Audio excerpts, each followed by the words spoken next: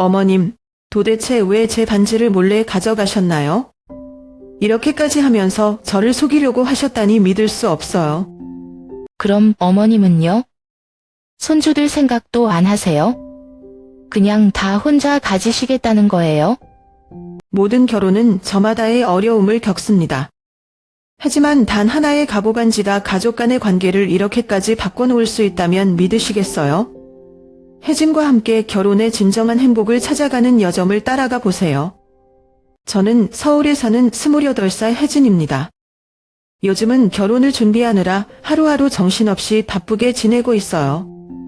3년간 연애를 해오며 사람을 키워온 저와 지호는 서로에 대한 확신이 있었고, 그래서 결혼을 결심하는 데는 큰 어려움이 없었어요.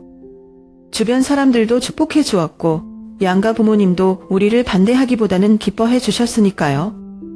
지호는 다정하고 믿음직한 사람이에요. 조용하지만 단단한 성격을 가지고 있어서 항상 제게 큰 버팀목이 되어줍니다. 그런 지호를 만나서 사람을 닫고 있다는 사실만으로도 제겐 큰 행운이었죠. 하지만 결혼 준비가 늘 그렇듯이 예상치 못한 순간들이 찾아오기 마련이잖아요. 시어머니, 경미 여사님과의 관계도 그 중 하나였어요. 경미 여사님은 외모부터 말투까지 늘 단정하고 기품 있는 분이에요. 누가 봐도 서울 사는 부유한 가정의 사모님이라는 느낌이랄까요. 처음 인사를 드리러 갔을 때도 제게 친절하게 대해주셨지만 어디선가 묘하게 느껴지는 거리감이 있었어요. 사실 그게 저만의 느낌이었는지 아니면 정말 그분이 뭔가 기준이 높아서 그런 건지 잘 모르겠어요. 결혼이 확정된 후 어느 날 시어머니께서 저를 부르셨어요. 지호 없이 혼자 시댁에 가는 건 그날이 처음이었어요. 이제 시어머니와 조금 더 가까워질 수 있겠지 하는 생각에 나름 긴장하면서도 기대를 품고 갔죠. 시어머니는 차를 대접하시며 이런저런 말씀을 하셨는데 이야기가 끝날 무렵 갑자기 작은 상자를 제게 건네셨어요. 그것은 반짝이는 새빨간 벨벳 상자였어요.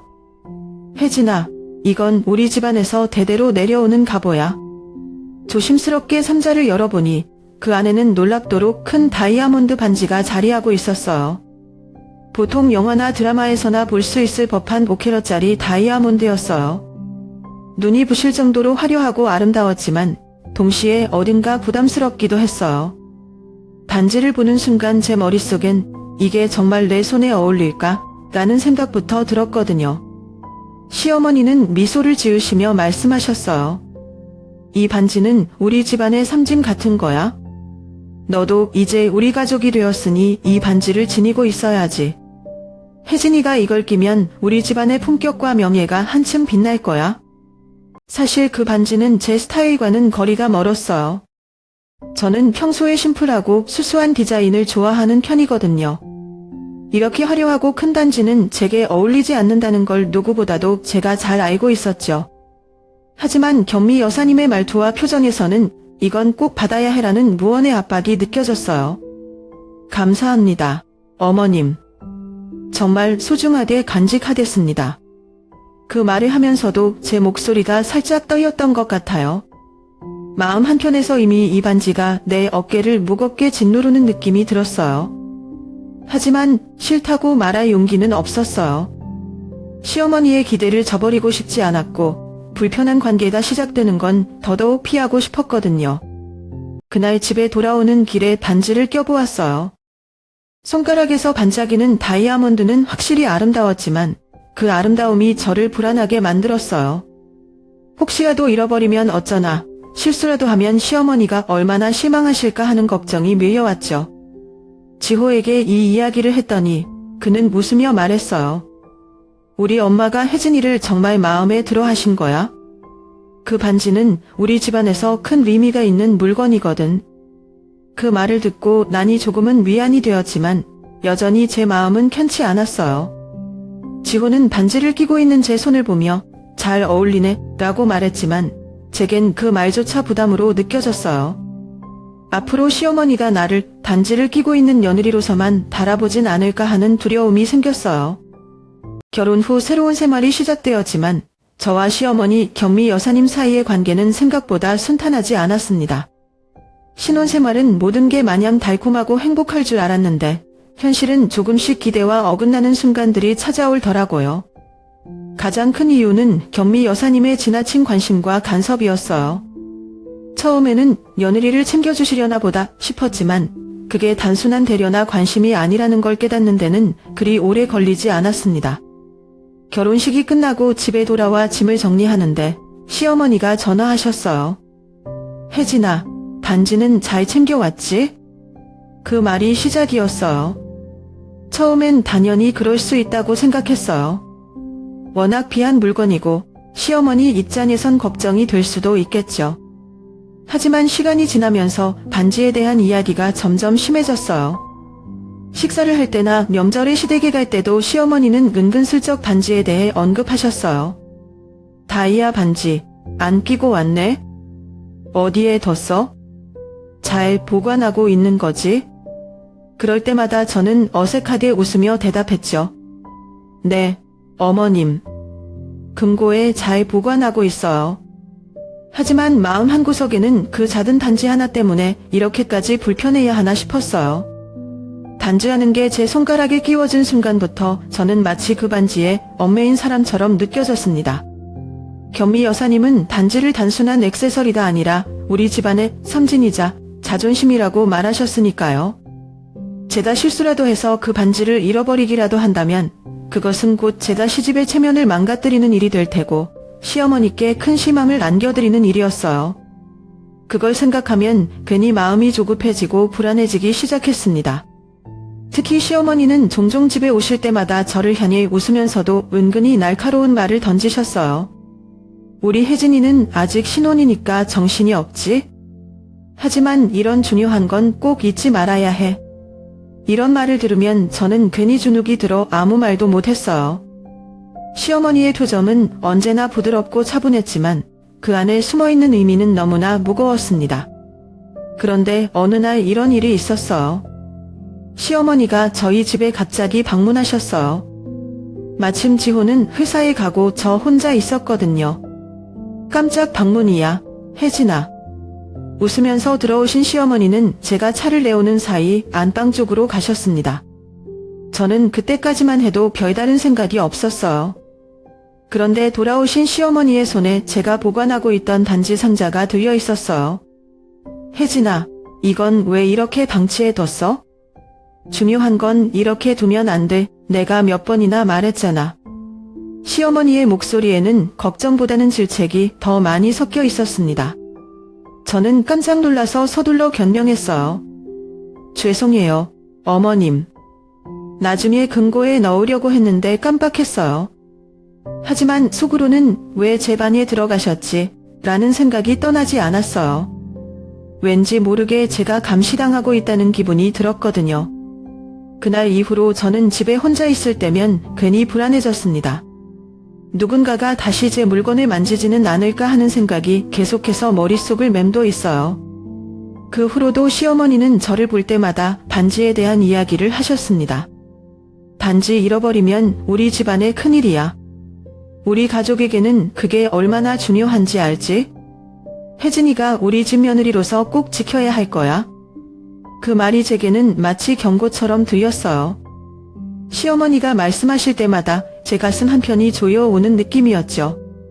지호에게 이 이야기를 털어놓았더니 그는 무심하게 말했어요. 그냥 엄마가 걱정하셔서 그런 거야. 너무 신경 쓰지 마. 하지만 지호는 몰랐어요. 시어머니가 제게 건네는 그 반지가 단순히 물건이 아니라는 거려. 그 반지는 저에게 시어머니의 기대와 집안의 무게를 그대로 짊어지라는 상징처럼 느껴졌어요. 그렇게 시어머니와의 관계는 점점 더 불편해졌어요. 시댁에 갈 때마다 저는 일부러 반지를 껴야만 했고 어쩐지 그것이 시어머니께 제 마음을 보이는 증거처럼 느껴졌습니다.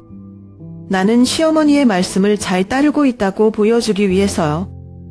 그런데 시간이 지날수록 제가 이 반지를 얼마나 조심스럽게 다뤄야 하는지에 대한 압박감은 더욱 커졌어요. 단순히 반지를 지키는 게 아니라 제가 시어머니의 기대와 평가를 지켜야 하는 것처럼 느껴졌습니다. 어느 날 친구들과 만나 이야기를 나누다가 누군가 제 반지를 보고 감탄하며 말했어요. 와, 이거 진짜 비싸겠다. 너네 시어머니가 정말 너를 신뢰하나 보다. 그 말에 저는 씁쓸한 미소를 지으며 대답했어요. 응, 뭐 그런 셈이지. 하지만 제 마음은 그렇지 않았어요. 신뢰라는 단어보다는 그저 통제당하는 기분이 더 강했으니까요. 그날 집으로 돌아오는 길에 저는 이런 생각이 들었어요. 왜 나는 이 작은 반지 하나 때문에 이렇게까지 힘들어해야 할까? 하지만 반지를 빼버리는 건 생각조차 할 수 없었어요. 시어머니의 실망한 표정이 눈앞에 선하게 그려졌거든요. 그렇게 반지는 제 일상에 깊숙이 스며들었고 저와 시어머니 사이의 관계를 더욱 복잡하게 만들어갔습니다. 시어머니는 늘 친절하고 예의 바르셨지만 그 안에는 보이지 않는 경계선과 규칙들이 있었어요.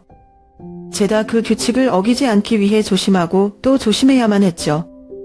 어느 날 아침, 저는 평소와 다름없이 하루를 준비하고 있었습니다. 옷을 골라 입고 머리를 다듬은 후 늘 하던 대로 화장대 위에 놓아둔 물건들을 정리하던 중이었어요. 그런데 손가락에 껴야 할 반지가 보이지 않는 겁니다. 처음에는 대수롭지 않게 여겼어요. 아마 어딘가에 잠시 치워둔 거겠지. 하지만 화장대 주변을 뒤져봐도 방 구석구석을 살펴봐도 반지는 어디에도 없었습니다. 점점 심장이 두근거리기 시작했어요. 혹시라도 떨어뜨려서 침대 밑이나 서랍 틈새로 들어갔을까 싶어 온 집안을 뒤졌지만 아무리 찾아도 반지는 보이지 않았습니다. 그때 머릿속에 불현듯 떠오른 생각이 있었어요. 혹시 내가 실수로 잃어버린 걸까? 아니면 도둑이라도 들었나? 생각할수록 불안감이 커졌습니다. 반지는 단순한 액세서리가 아니었어요. 그 반지는 시어머니께서 제게 주신 집안의 섬진이었고 그만큼 제가 얼마나 중요한 책임을 맡았는지를 의미하는 물건이었으니까요. 제 손에 반지가 끼워졌던 그 순간부터 저는 그것을 지키는 것이 제 의무처럼 느껴졌습니다. 그런데 그 중요한 것을 제가 잃어버렸다는 생각이 들자 한순간에 온몸이 굳어버렸어요. 그날 바로 지호에게 전화를 걸었어요. 지호야, 반지가 없어졌어.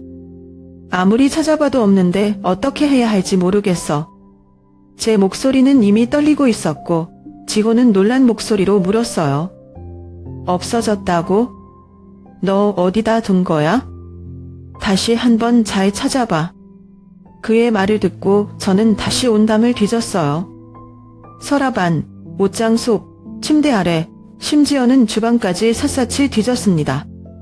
하지만 반지는 정말 어디에도 없었어요. 불안감이 더 커졌고 결국 지호가 집으로 돌아왔습니다. 둘이 함께 다시 한번 방 구석구석을 찾기 시작했어요. 그런데 이상하게도 반지는 정말 사라져버린 것 같았어요. 혹시 어머님께 말씀드려야 하지 않을까? 지호가 조심스럽게 물었어요. 저는 대답 대신 고개를 끄덕였어요. 사실 이 순간이 가장 두려웠어요. 시어머니께 반지가 없어졌다고 말씀드렸을 때 어떤 반응을 보이실지 뻔히 예상할 수 있었으니까요. 결국 전화를 드렸습니다. 어머님, 죄송하지만 제가 반지를 잃어버린 것 같아요.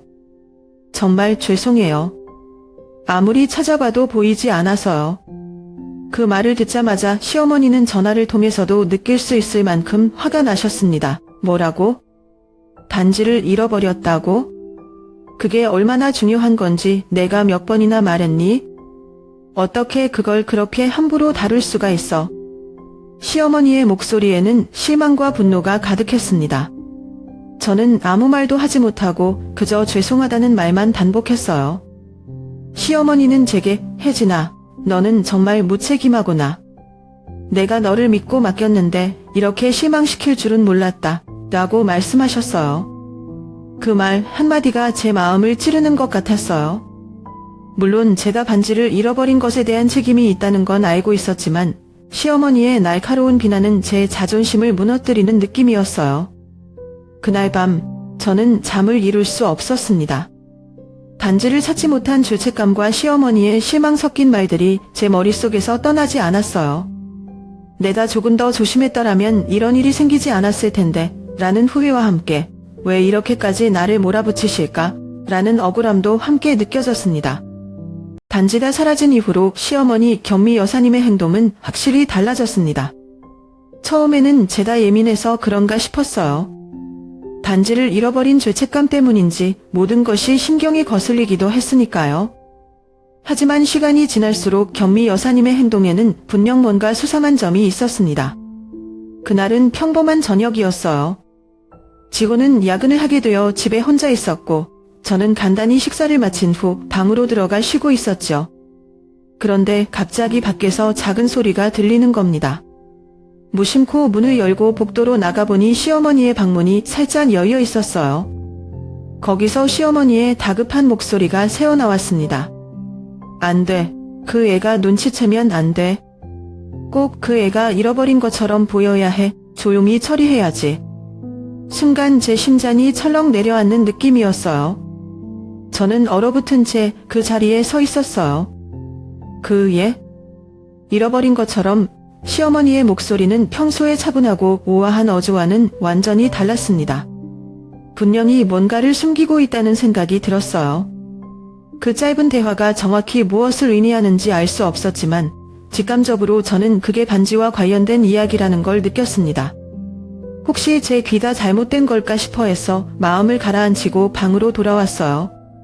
하지만 심장이 너무 빨리 뛰어서 좀처럼 진정되지 않았습니다. 왜 시어머니가 그런 말을 하셨을까? 설마 시어머니가 반지에 대해 뭔가 알고 계신 걸까?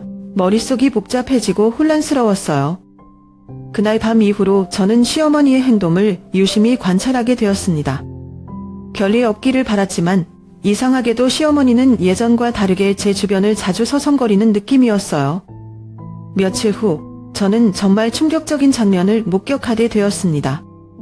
그날은 평소처럼 청소를 하고 있었어요. 시어머니는 저희 집에 자주 오셨는데 그날도 청소를 도와주겠다며 오셨죠. 그런데 제가 잠깐 화장실에 갔다가 돌아왔을 때 시어머니가 제 방에 들어가 계신 겁니다. 더 놀라운 것은 시어머니의 손에 제가 보관하던 작은 보석함이 들려 있었다는 거예요. 어머님, 거기서 뭐 하세요? 제 목소리는 당황과 놀람으로 떨렸습니다. 시어머니는 순간 깜짝 놀라며 손에 들고 있던 보석함을 재빨리 내려놓으셨어요. 하지만 금세 태연한 표정으로 웃으며 말씀하셨습니다. 아, 혜진아. 그냥 확인 좀 해보려고 했어. 너 요즘 정신이 없잖아. 혹시라도 소중한 걸 또 잃어버리면 어떡하니? 그 순간 제 머릿속은 하얘졌어요. 또 잃어버리면 시어머니의 그 말 속에는 마치 제가 무언가를 또 잃어버릴 수 있다는 의심이 담겨 있는 것 같았어요. 그 말에 기분이 몹시 불편해졌지만 저는 겉으로는 억지로 미소를 지으며 대답했죠. 괜찮아요, 어머님. 제 물건은 제가 잘 챙기고 있어요. 하지만 그날 이후로 저는 시어머니가 제 방에 함부로 들어오셨다는 사실이 머릿속을 떠나지 않았습니다. 그분의 행동은 분명히 이상했어요. 그날 시어머니가 보석함을 뒤지는 모습을 본 후부터는 제가 집에 혼자 있을 때마다 괜히 문단속을 철저히 하게 되었어요. 계속해서 머릿속에서 떠나지 않는 의심과 불안감에 시달리던 어느 날, 저는 더 이상 가만히 있을 수 없었습니다. 시어머니의 이상한 행동과 그날 밤들은 수상한 전화 통화 내용까지 모든 것이 하나로 이어지는 것만 같았어요. 어쩌면 반지를 가져간 건 시어머니일지도 몰라. 물론 이런 생각이 단순한 추측에 불과할 수도 있었지만 제 마음은 이미 확신에 가까웠습니다. 하지만 확실한 증거가 없이는 누구에게도 말할 수 없었어요. 그날은 지호가 친구를 만나러 간다고 해서 저 혼자 집에 남아 있었어요. 시어머니가 계신 시댁도 마침 조용하겠구나 싶었습니다. 이 기회를 놓치면 안 된다는 생각이 들었어요. 평소 같으면 감히 엄두도 내지 못할 일이었지만 의심을 확인하지 않고서는 도저히 견딜 수 없었습니다. 한 번만 확인해보자. 확실한 증거가 나오면 그때 생각해도 늦지 않아. 스스로를 설득하며 저는 시어머니의 방으로 발걸음을 옮겼습니다.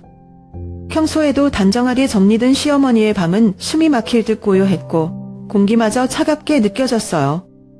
두근거리는 심장을 진정시키며 천천히 그녀의 서랍 쪽으로 다가갔습니다. 서랍은 생각보다 쉽게 열렸어요.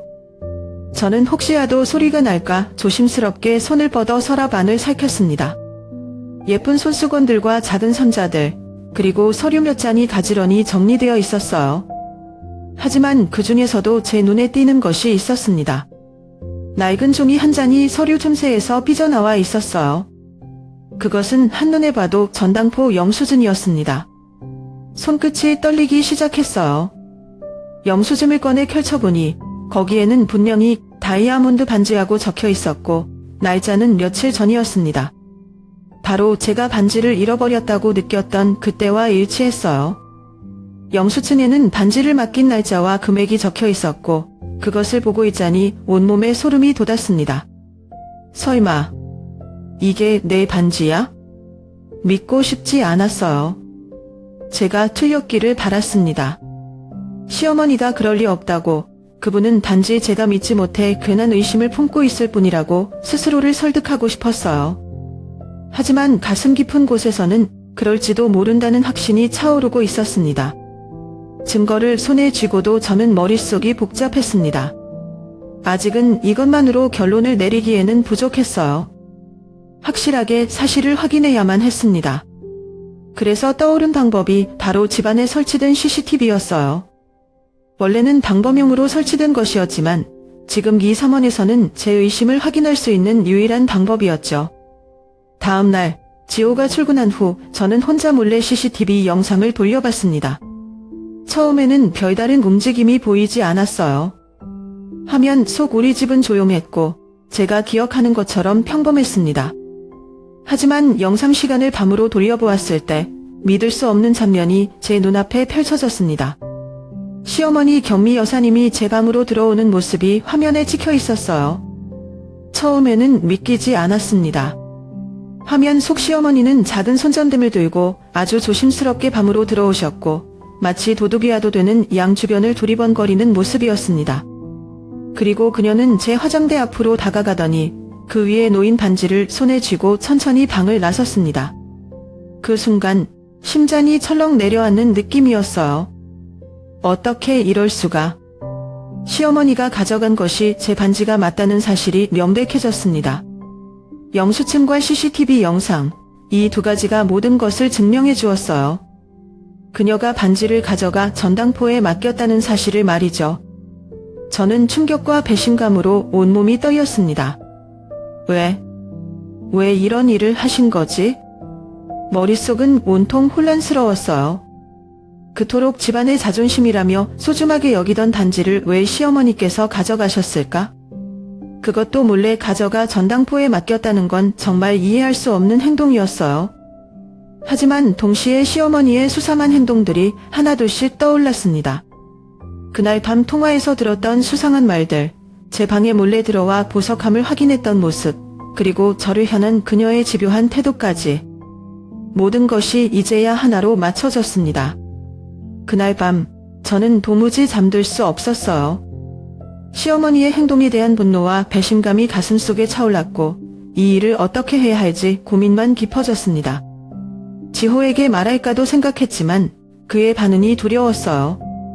시어머니와 지호 사이의 관계를 망치고 싶지 않았거든요. 하지만 이대로 아무렇지 않은 척 지내기에는 제 마음이 견디지 못할 것 같았습니다.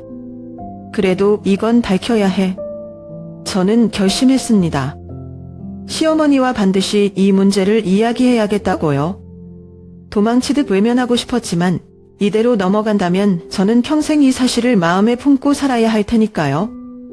더 이상 참을 수 없었습니다. 진실을 확인한 이상 이대로 아무 일도 없던 것처럼 시어머니와 마주할 자신이 없었어요. 영수증과 CCTV 영상을 손에 쥔 채 밤새 고민했지만 결국 시어머니와 직접 이야기해야 한다는 결론에 이르렀습니다. 제 가슴 속에는 분노와 실망, 그리고 배신감이 소용돌이쳤습니다.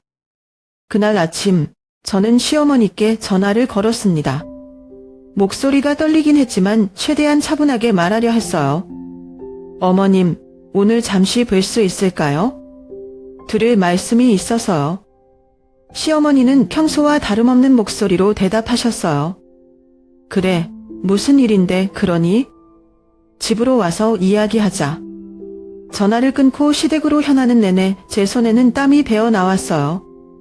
마음이 불안하고 무거웠지만 이제는 도망칠 수 없었습니다. 시어머니의 집 앞에 도착했을 때 문이 열리자마자 시어머니의 미소가 저를 맞이했습니다. 그 미소를 보는 순간 제 마음속 분노가 다시 끌어올랐어요. 혜진아, 무슨 일이길래 이렇게 급하게 찾아왔어? 시어머니는 평소와 다름없는 태도로 저를 맞이하셨지만 저는 더 이상 참지 못하고 본론을 꺼냈습니다. 어머님, 이걸 보세요. 제가 꺼낸 것은 전당포 영수증이었습니다. 시어머니의 표정이 순간 굳어졌어요. 하지만 곧 아무렇지도 않게 고개를 갸웃하며 말씀하셨습니다. 이게 뭐니? 무슨 영수증을 나한테 보여주는 거야? 저는 떨리는 손으로 영수증을 그녀 앞에 내밀며 말했어요. 며칠 전에 전당포에 반지를 맡기셨죠? 제가 잃어버렸다고 생각했던 그 반지요. 시어머니의 표정이 미세하게 변했지만 곧 다시 냉정을 되찾고 말하셨어요. 너 지금 나를 의심하는 거야? 이게 무슨 소리니? 내가 왜 그런 일을 하겠니? 그 순간 저는 주머니에서 휴대폰을 꺼내 미리 준비해 둔 CCTV 영상을 재생했습니다. 화면에는 시어머니가 제 방에 들어와 반지를 가져가는 모습이 분명히 찍혀 있었어요. 그 모습을 확인하자마자 시어머니의 얼굴이 창백해졌습니다. 처음에는 말을 잇지 못하고 저를 바라보시더니 곧 분노에 찬 목소리로 외치셨어요. 혜진아, 이건 너의 잘못이야. 감히 내 방에 들어가서 이런 걸 뒤지고 CCTV까지 확인하다니. 너는 도대체 나를 뭐라고 생각하는 거야? 시어머니의 목소리는 분명 화가 난 듯했지만 그건 제 잘못을 돌리려는 시도일 뿐이었어요. 저는 차분히 대답했어요. 어머님, 제가 왜 이런 일을 했을까요? 그동안 어머님의 행동이 너무 이상했어요. 이제는 어머님이 그 반지를 가져가셨다는 걸 부정할 수 없잖아요. 제 말에 시어머니는 결국 힘없이 소파에 앉으셨습니다. 한동안 말이 없으셨고 저는 그 침묵이 너무나 불편하고 고통스러웠어요. 한참 후 시어머니는 한숨을 쉬며 조용히 말씀하셨습니다. 그래, 내 말이 맞다. 내가 그 반지를 가져갔다. 그 한마디가 떨어지는 순간 제 심장은 철렁 내려앉았습니다. 막상 시어머니의 입으로 진실을 듣자 생각보다 더 큰 충격이 몰려왔어요. 왜 그러신 거예요? 제 목소리는 떨리고 있었습니다. 시어머니는 고개를 숙인 채 잠시 침묵하시더니 마침내 입을 열었습니다. 내가 큰 돈을 잃었어. 투자 때문에. 모든 게 잘 될 줄 알았는데 그만 크게 실패하고 말았지. 그런데 그 돈을 갚아야 했어. 아무도 몰라야 했고 나 혼자 해결해야 했어. 그래서 시어머니의 목소리가 떨리기 시작했어요. 그래서 내 반지를 가져갔다. 그 반지는 우리 집안의 가보라고 했지만 사실 너한테 준 순간부터 그건 내 것이었어. 하지만 다른 방법이 없었어. 너라면 어차피 잃어버렸다고 생각할 테고 내가 이 일을 해결하면 아무도 몰랐을 거야. 그 말을 듣는 순간 저는 말문이 막혔습니다. 시어머니의 고백은 제 예상과는 전혀 다른 방향이었어요.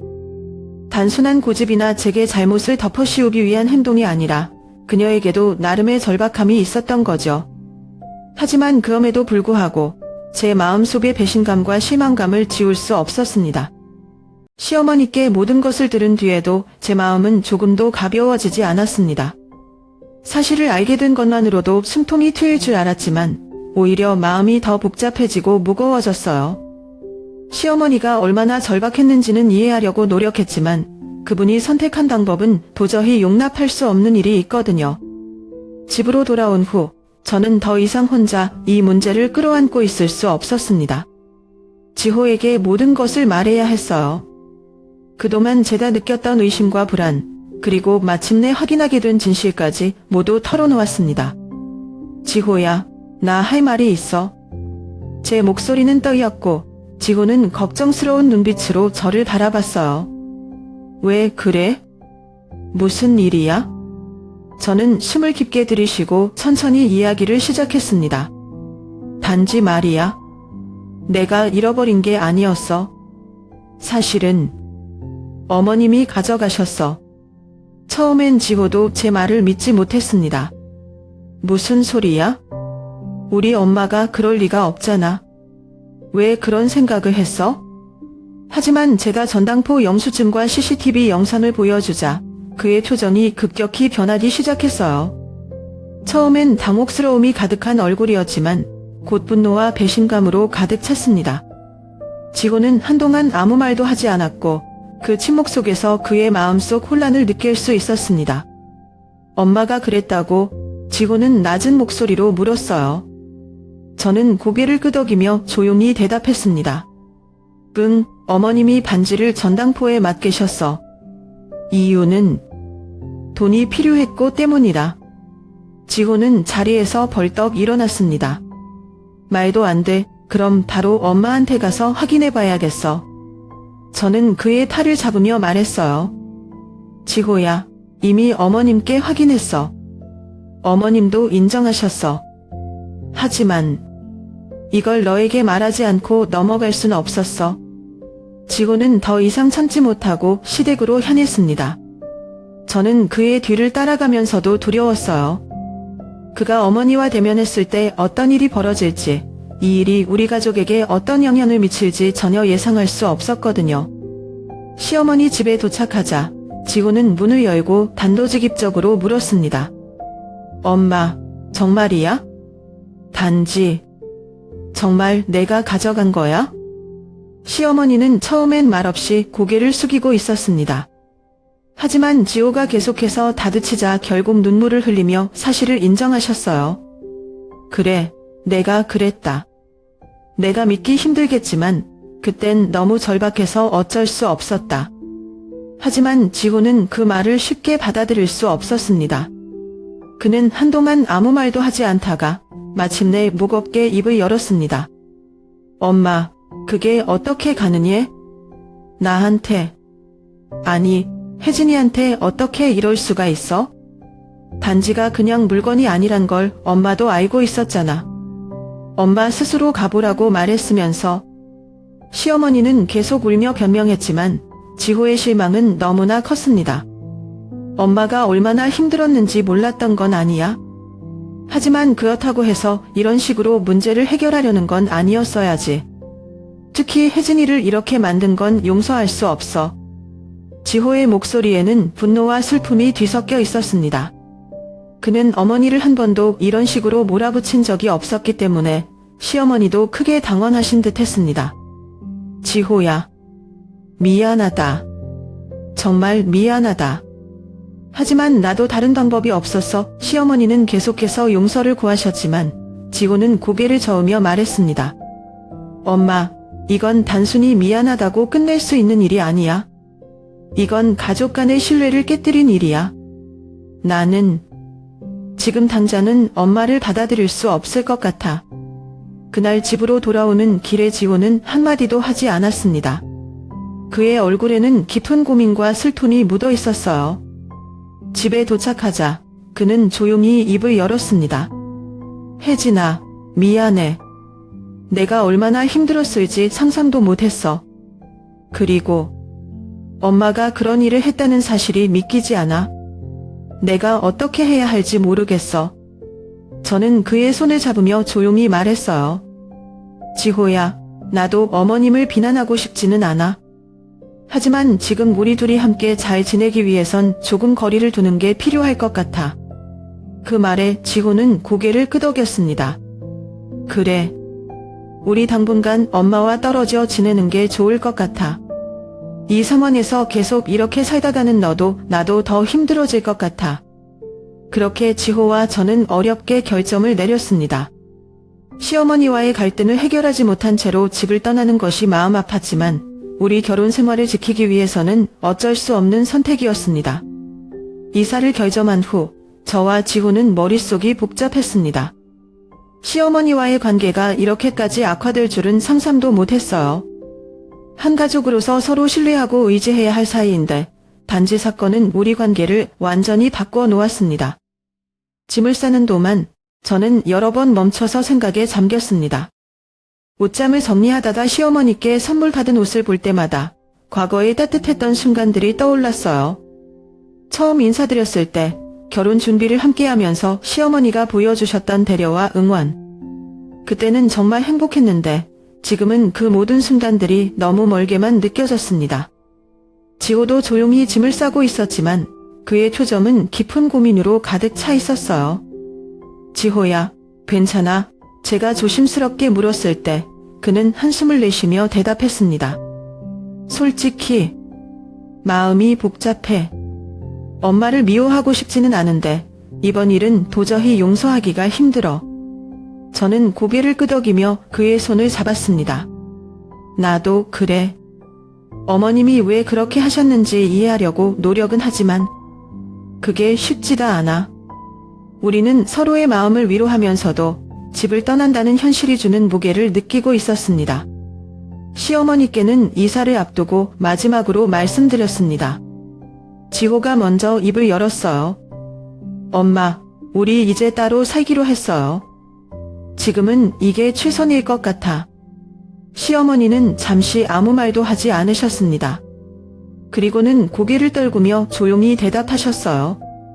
그래, 내가 그렇게 생각한다면 어쩔 수 없지. 그분의 목소리에는 슬픔과 후회가 섞여 있었지만 저희를 붙잡지는 않으셨어요. 어쩌면 이 일이 본인의 실수 때문이라는 걸 충분히 인지하고 계셨을지도 모릅니다. 우리가 떠나는 날, 시어머니는 조용히 저희를 배웅하셨습니다. 지호야, 혜진아, 잘 지내라. 나는 언제나 너희가 행복했으면 좋겠다. 그 말을 듣는 순간 제 가슴속에 뭔가 무너지는 것 같았어요. 하지만 저는 뒤돌아보지 않았습니다. 우리 둘만의 아파트에서의 첫날, 문을 열고 들어섰을 때 느껴졌던 그 조용한 공기는 묘하게 낯설면서도 안도감을 주었습니다. 시댁에서의 삶에서는 항상 시어머니의 시선과 간섭 속에서 살았기 때문에 이렇게 우리만의 공간이 생겼다는 사실이 믿기지 않았어요. 짐을 하나둘 풀어놓으면서도 마음속에서는 이상한 감정이 교차했습니다.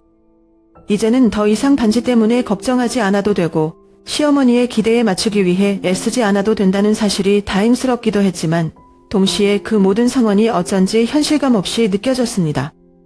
처음 며칠간은 우리가 완전히 새로워진 삶에 적응하는 시간처럼 느껴졌습니다. 혼자 사는 것이 처음은 아니었지만 결혼 후 첫 집이었기 때문에 모든 것이 새롭고 어색했어요. 아침에 일어나 서로의 얼굴을 보며 웃을 수 있다는 것이, 누구의 방해도 없이 저녁 식탁에서 두 사람만의 이야기를 나눌 수 있다는 것이 사치처럼 느껴졌습니다. 지호는 새로운 집에서의 삶에 대해 꽤 긍정적으로 보였습니다. 그는 일을 마치고 집에 돌아올 때마다 밝은 미소로 저를 맞이하며 말했습니다. 혜진아, 이제 정말 우리 집이 생긴 것 같아.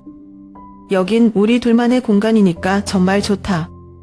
저도 그의 말에 동의했어요. 더 이상 집안일이나 가사에 대해 다른 사람의 지적을 받을 필요가 없다는 점, 그리고 무엇보다 우리의 결혼 생활을 우리 방식대로 만들어 갈 수 있다는 점이 정말 좋았습니다. 하지만 자유로움 속에서도 작은 어려움들이 없었던 것은 아니었습니다.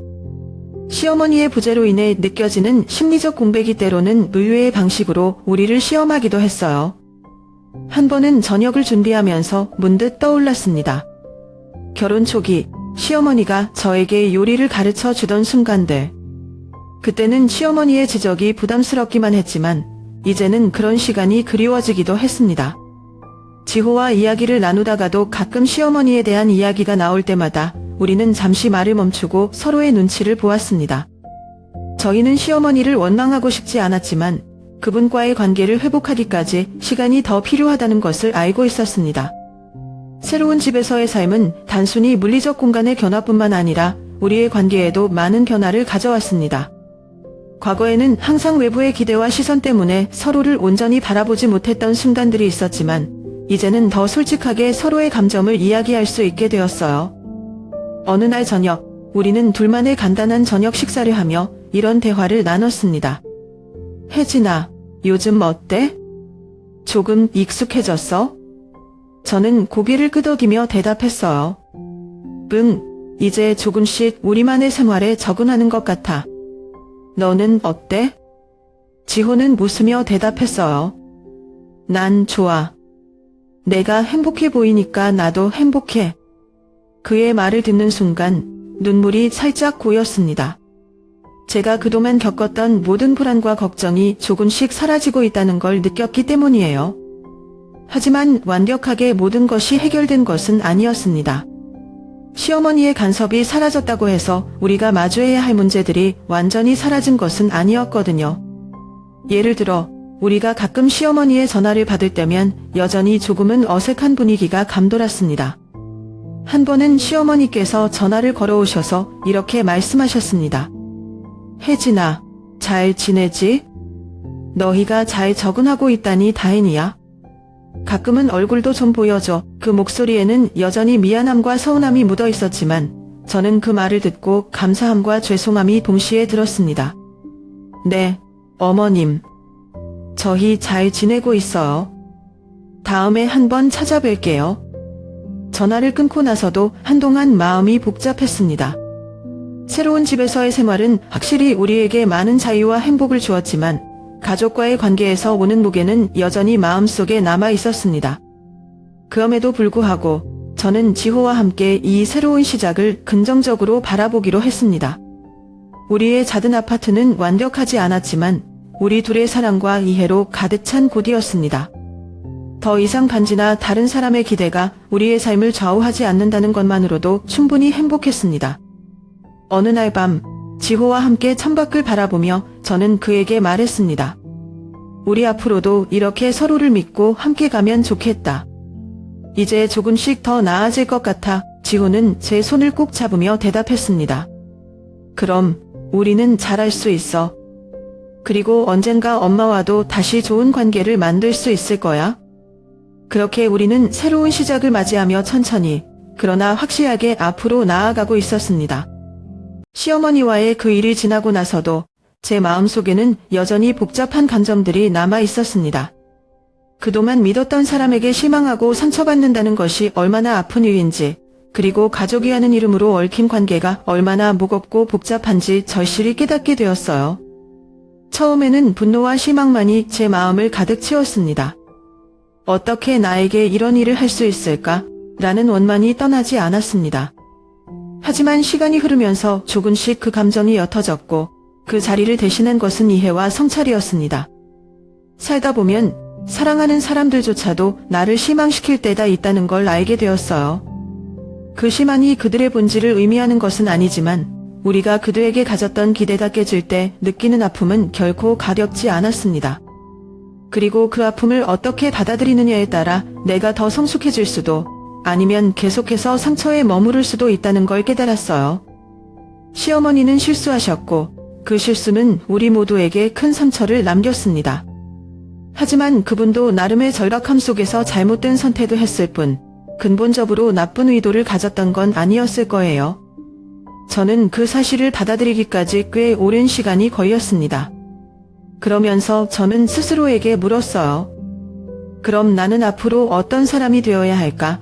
그 사건은 저에게 중요한 교훈을 남겼습니다. 남을 기쁘게 하기 위해 나를 희생하고 내 진짜 마음을 억누른 채 살아가는 것은 결코 진정한 행복이 아니라는 거려. 저는 그동안 가족과 주변 사람들의 기대에 맞추기 위해 노력하면서도 제 자신을 잃고 있었다는 걸 깨달았습니다. 행복이란 모든 사람을 만족시키는 것이 아니라 내 삶에서 정말 소중한 가치를 지키는 것이라는 깨달음이 찾아왔습니다. 그것은 바로 저와 지호의 사랑, 그리고 우리가 함께 만들어갈 가정이었어요.